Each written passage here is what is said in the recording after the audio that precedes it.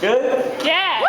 Pajama dance. My name is Mark, and I am the Hot Shoes director. So we've expanded the Cool Shoes company. Now we're the Oregon State Ballroom Dance Company.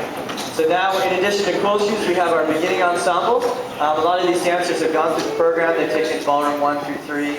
And this is our first time having them as part of the Oregon State Ballroom Dance Company. So you're going to see Hot Shoes, and they're going to dance a chussel, which is a mixture of a cha-cha and a hustle. And it's really, really awesome. And then right after that, we're going to have Cool Shoes. A hot shot. So without further ado, please welcome Hot Shoes as they dance Car Wash.